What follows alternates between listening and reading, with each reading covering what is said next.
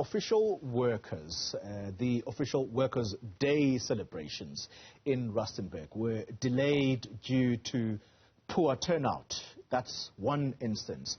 And when they finally got underway, they descended into chaos, forcing President Cyril Ramaphosa to abandon that event. Now, COSATU members warned of a revolution should the ANC fail to address the plight of workers. However, the COSATU leadership continues to show support for Ramaphosa and its alliance partner, the ANC. This was a very public display of problems emerging within the labour movement space. Now, with the dwindling membership numbers, breakaway unions, and infighting, you can throw in there corruption as well. Do union leaders really have the members' best interests at heart? That's just some of what we're going to explore in this conversation with the employment relations expert at the Stellenbosch Business School. That's Gawie Cillie, who joins us via the virtual platform. Mr. Cillie, thank you very much for your time. Can I open this conversation with the question that says, have trade unions become irrelevant and weak, or is it a case of them operating in a much more difficult space than it used to be? I think my response to that question would be in the affirmative on both sides. Firstly, I do believe that unions are still relevant in the current economic scenario. Do remember, we operate in a capitalist system where we typically find a power imbalance in the employment relationship between employers and employees, and the trade unions typically would play a counterbalancing role in that relationship. On the other hand,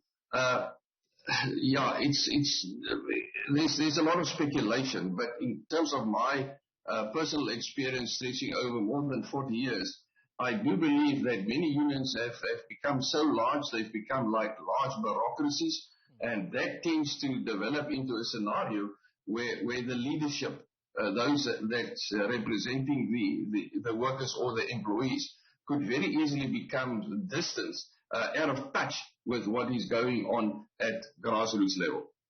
Let's talk about the dwindling membership numbers. How much of it is self-inflicted? And I ask you that question because you often will hear about union leaders fleecing the investment arms of these unions. Then you throw in there the inter-union rivalry.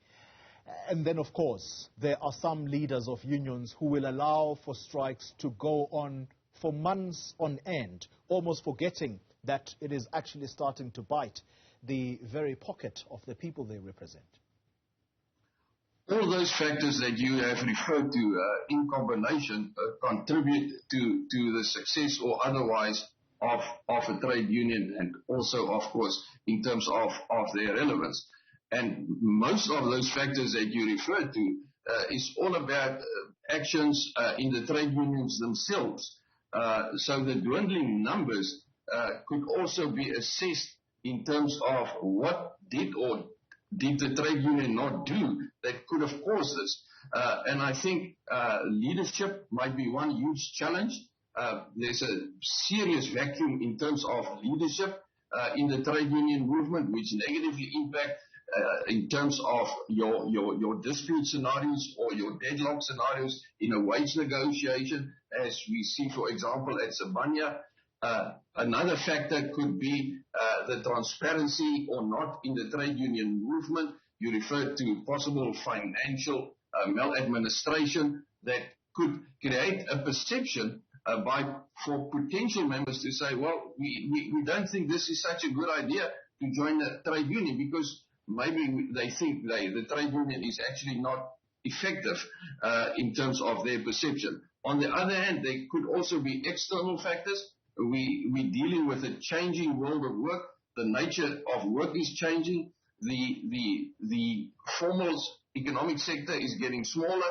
The informal sector or the gig economy is getting larger, and that must have an impact on trade union members. We're actually dealing with an aging trade union demographics currently in South Africa. And it's an interesting point, that last point that you've just made about the aging demographic that still believes in a trade union, that it will represent them should they get into trouble with their employer.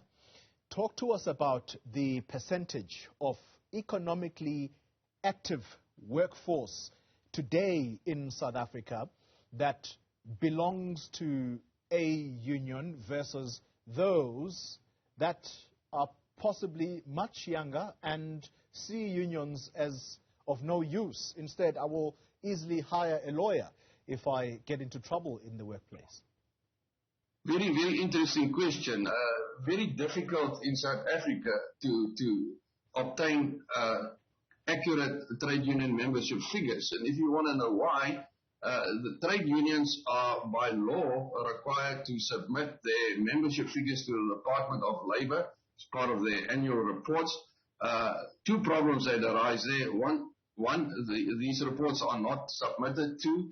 Trade unions sometimes submit inflated membership figures. But if you consult a number of different sources, the best guesstimate would be that we're currently dealing with a representativity figure of around about 25% of the economic active population that we are aware of. That translates into just under 3 million employees or workers that belong to a trade union.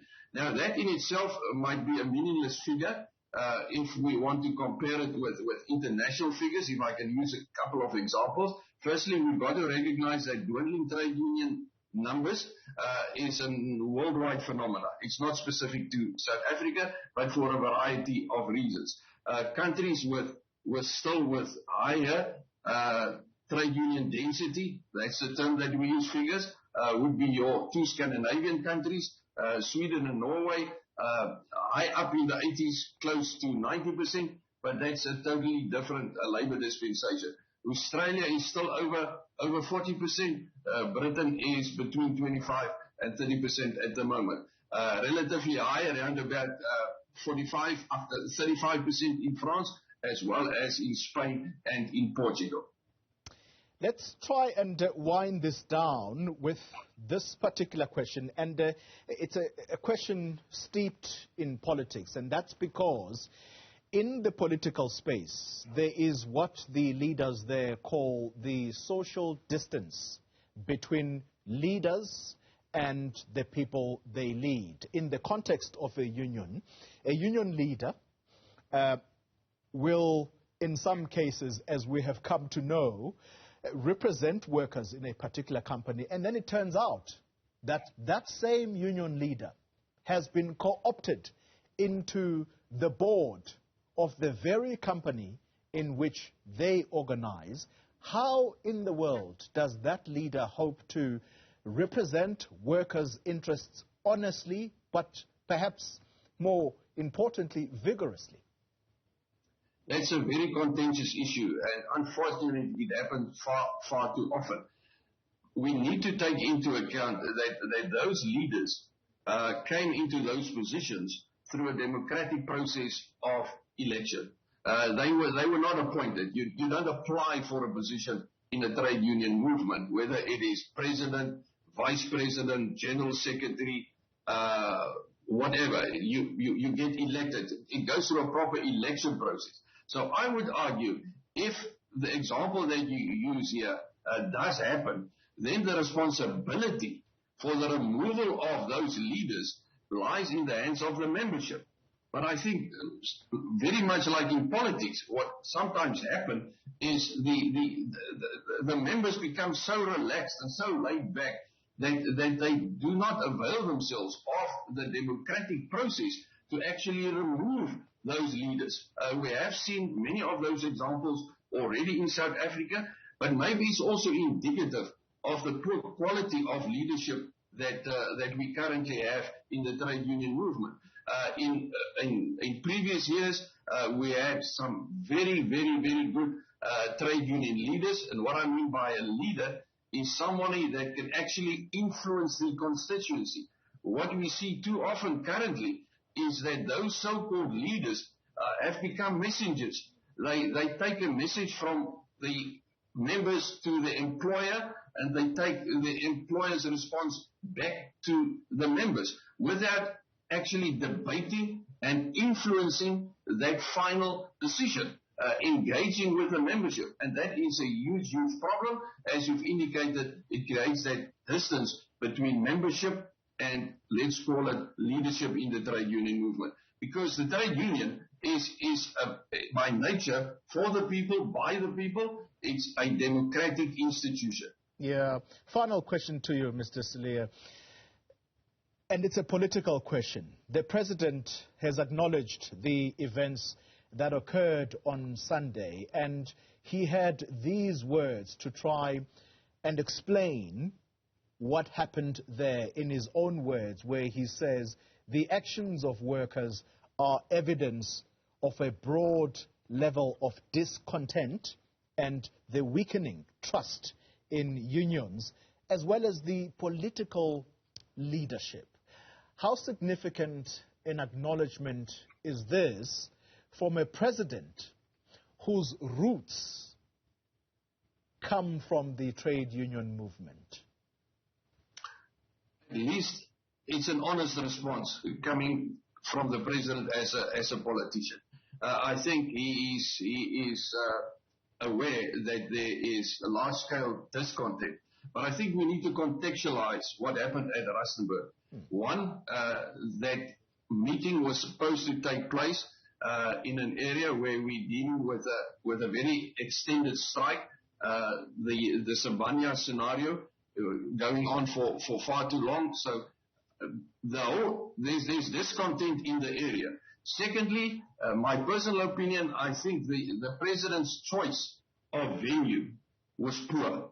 Why? Because Rustenburg is in the heart of where the Marikana crisis massacre took place in August 2012. So if you combine those two, I mean, it's a poisonous recipe that could indicate what happened yesterday. I would not like to extend the events of yesterday to say, well, that's the state of unions in South Africa.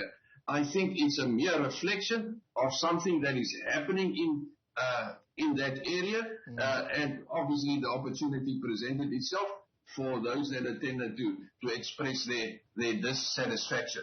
I think maybe the president was advised to go to Rustenburg on Workers' Day for political reasons. Back of their minds what happened there with the Marikana issue, but unfortunately the wounds of Marikana 2012 have not healed yet. Well, you see, that was my final question, but you've just made things worse for yourself, Mr. Cillie, because the next question that comes is that the president has almost avoided the Marikana question like a plague.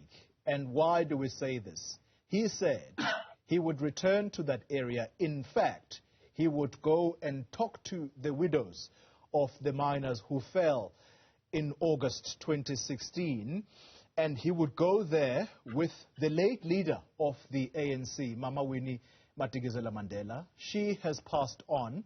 He has never been back there, and we are edging closer to yet another anniversary of the Marikana massacre. At some point, the president is going to have to confront his demons and go back there. Maybe this might have been an attempt to try and see whether relations had thawed somewhat.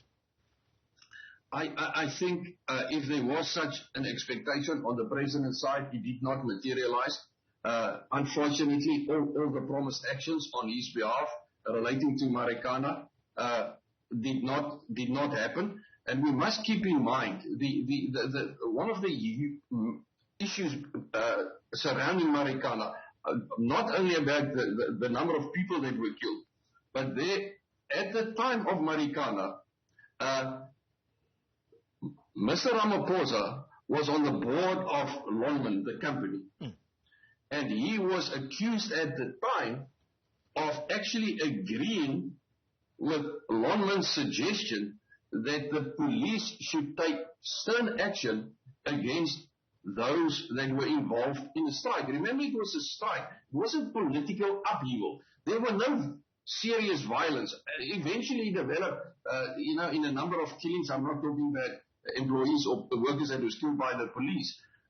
But despite the investigation and the reports, as you've indicated, zero action from the president.